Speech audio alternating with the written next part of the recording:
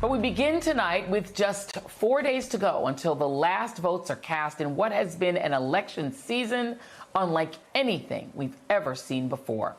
An election that last night, once again, entered uncharted territory when Donald Trump, a felon on probation awaiting sentencing, sat down with one of, if not the biggest purveyors of Russian propaganda and white supremacy ever to darken the shores of cable news, fired Fox host Tucker Carlson. During the event in Arizona, not only did Trump call President Joe Biden a stupid bastard and Vice President Kamala Harris, quote, a sleaze bag, in true autocratic fashion, he took it even further, openly fantasizing about violent retribution against one of his political opponents, former Republican Congresswoman Liz Cheney.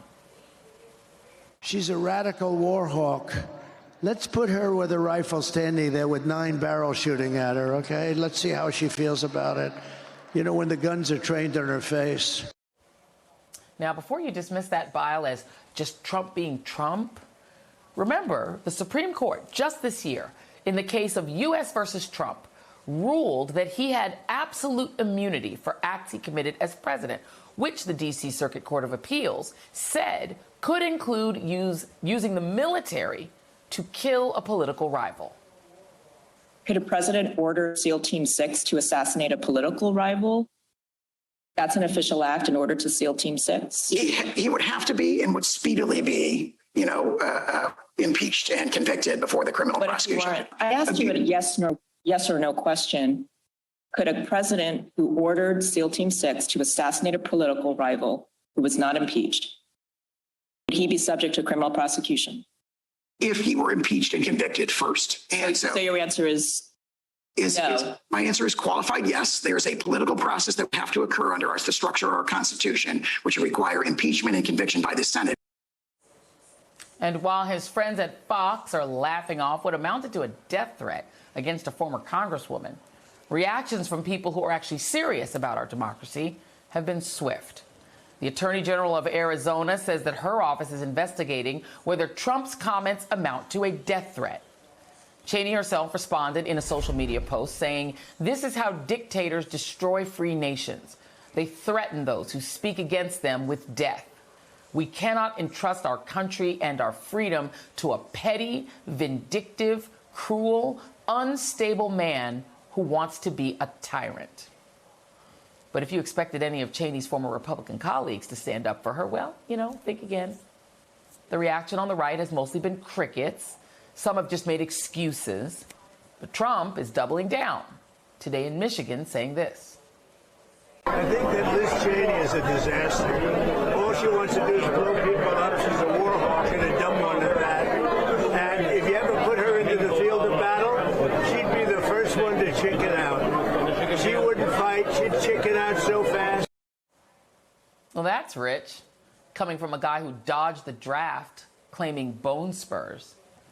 And let's be clear, this is not the first time Trump has threatened violence against those who've opposed him. Trump has amplified posts on his social media site calling for televised military tribunals for Cheney. He's floated the idea of executing Joint Chiefs Chairman Mark Milley. And he's talked about sicking the military on, quote, the enemy within, which includes American citizens, and named Congress members Adam Schiff and former Speaker Pelosi. And in the final days of this election, this vile, violent rant is a stark reminder of just how unambiguously different the two choices for the president are. On one hand, you have Vice President Kamala Harris, who's running on a message of unity and hope for the future, someone who, despite everything, is offering Republicans a seat at the table. And on the other hand, there's Trump, whose entire campaign has been centered around retribution for fellow Americans he calls his enemies, a point Vice President Harris made today. This must be disqualifying. Anyone who wants to be president of the United States who uses that kind of violent rhetoric is clearly disqualified and unqualified to be president. Representative Cheney is a true patriot who has shown extraordinary courage in putting country above party. Trump is increasingly, however, someone who considers his political opponents the enemy, is permanently out for revenge, and and is increasingly unstable and unhinged. Joining me now is Michael Steele, former chairman of the Republican National Committee and co-host of The Weekend right here on MSNBC, and George Conway, conservative attorney and president of the Anti-Psychopath PAC. Thank you both for being here. Michael, this must be disqualifying. That's what Vice President Harris said. You used to run this political party, the Republicans. Why isn't it disqualifying? It is disqualifying, and they know it's disqualifying. So let's just put it out there. Not only is it disqualifying for Donald Trump, but it's disqualifying for every member of the United States Congress and every member of the United States Senate who have not spoken up to this point or against it. We need to know where you stand as your constituents go to the polls. Do you believe that a former member or current member of Congress could be so threatened by an individual like Donald Trump, who could potentially be the next president, and there are no repercussions for that? Where would you stand on that? And you know, to be honest, Joy, I'm just sick of the BS at this point. The excuse making, the lying, the backtracking, all of the noise that you do here is there to undermine what you and I see, what we know, what we hear coming from Donald Trump. Not just today, but from the first day he came down the escalator. So at some point, this country's got to get its head out of its behind when it comes to Donald Trump and be honest about the thing in front of it. Yeah.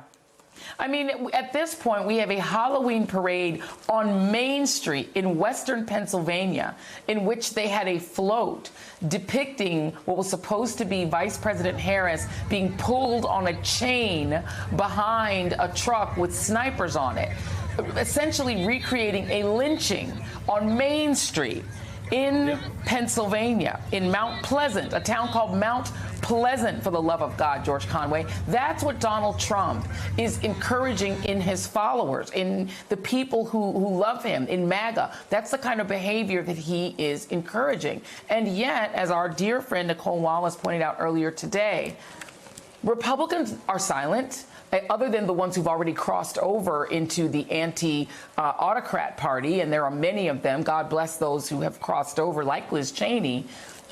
Where is George W. Bush? George W. Bush had the job of president. His former vice president's daughter has now received what the Arizona AG is investigating as a possible death threat from a guy on probation who's going to be sentenced 2 weeks after this election. Where are the Bushes? Where's Jeb? Where's George? The list can go on and on and on. I mean, there are so many Republicans who are simply averting their eyes and zipping their mouths shut and pretending that what they know and what they can see is not there. And it's a complete disgrace. You know, Donald Trump at least has an excuse. It's not a legal excuse. It would never suffice to establish an insanity defense to the various criminal charges he faces. But he is a sick man. He is a deranged man. He has certain well-defined personality disorders, severe personality disorders, antisocial personality disorder, and narcissistic personality disorder, among others. I'm a broken record on this. But if you go through the checklist of the characteristics that fit those diseases, he has them. And they are the exact same diseases that cult leaders, dangerous cult leaders, the people who, Jim Jones at Georgetown, Hitler, Stalin, all manner of evil people throughout history who developed cult-like followings and engaged in incredible destruction, he fits that bill. And so everyone who's out there and says, oh, that's just the way he talks, that's baloney. I was going to use a stronger word there. And it is also, in the case of the people who are closest to him, an incredible lie. And, you know, the Republican Party has become suffused with lies. And the biggest lie that has been told by people who are in the Trump White House and by people in the campaign now and by all the people implicitly who refuse to speak out about him now is that somehow he resembles, that he is a normal person. He just simply says a few outrageous things here and there. He's a sick man and a dangerous man.